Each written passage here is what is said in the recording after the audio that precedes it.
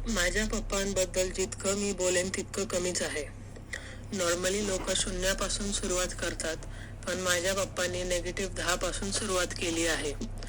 घरच्या परिस्थितीमुळे वयाच्या 8व्या वर्षापासून काम करून स्वतःच्या शिक्षणाची आणि घरातील सर्व माणसांची जबाबदारी घेऊन अगदी रसवंती ग्रहापासून ते हॉस्पिटलपर्यंत काम करून त्यांनी सर्व जबाबदाऱ्या पूर्ण केल्या आहेत. अगदी स्वतःजवळ काहीही नसताना एका चांगल्या आयुष्याचे स्वप्न बघणारा माणूस किती महत्वाकांक्षी असेल आणि त्याचा स्वतःवरती किती विश्वास असेल हे माझ्या पप्पांकडून शिकण्यासारखे आहे. त्यांच्या याच स्वभावाला प्रोत्साहन देऊन त्यांच्यासोबत उभी राहिली म्हणजे ती माझी मा.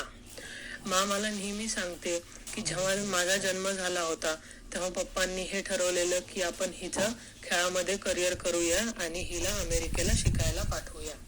हे ऐकून मला फार आश्चर्य वाटलं होतं की हे इतके मोठे स्वप्न कसे बघू शकतात, कारण तेव्हा दोघांकडे पण नोकरी नव्हती आणि राहायला घर सुद्धा नव्हतं. पण पप्पांमध्ये इतका आत्मविश्वास कसा काय होता ते देवच जाणे. पप्पांनी हेच वाक्य त्यांच्या मित्रांसमोर बोलून दाखवलं होतं आणि सगळे मित्र त्यांच्यावर भरभरून हसले होते. सर्वच आई वडील मुलांसाठी खूप करतात, पण माझ्या वडिलांची मेहनत जरा जास्तच आहे असं मी म्हणेन. कारण ते सकाळी 4 वाजता उठून मानी केलेला डबा घेऊन 5:30ला कॉलेजसाठी घराबाहेर पडायचे आणि दुपारी 1:30 वाजता परत यायचे आणि लगेच 2ची ट्रेन पकडून मला टेनिससाठी चर्चगेटला घेऊन जायचे आणि रात्री 9 वाजता माझ्यासोबत परत यायचे आणि परत सकाळी 4 वाजता कॉलेजला उठून जायचे. हे जवळपास 6 ते 7 वर्ष चालूच होतं आणि ही मेहनत मी माझ्या डोळ्यांनी पाहिली आहे. थोडक्यात सांगायचं म्हणजे माझ्या पप्पांनी आणि मानी मला आणि ओमला एक सुंदर आयुष्य देण्यासाठी खूप मेहनत केली आहे.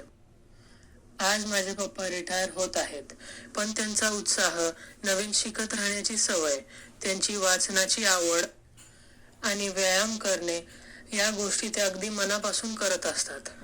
त्यांची सर्वात आवडीची गोष्ट म्हणजे नवनवीन पदार्थ बनवणे आणि लोकांना खाऊ घालणे. ही गोष्ट तसं पाहिली तर माझ्या पप्पा आणि दोघांच्या आवडीची आहे.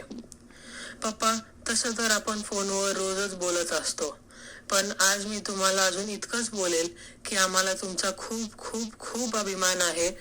नेहमी आनंदी राहा, रिलॅक्स करा, स्वतःची आणि सर्वांची काळजी घ्या. मला तुमची खूप खूप आठवण येते. या दिवाळीला माझ्याकडे या पप्पा. जाण्यापूर्वी मला माझ्या पप्पांबद्दल बोलायची संधी दिल्याबद्दल आगरी सरांचे खूप खूप आभार.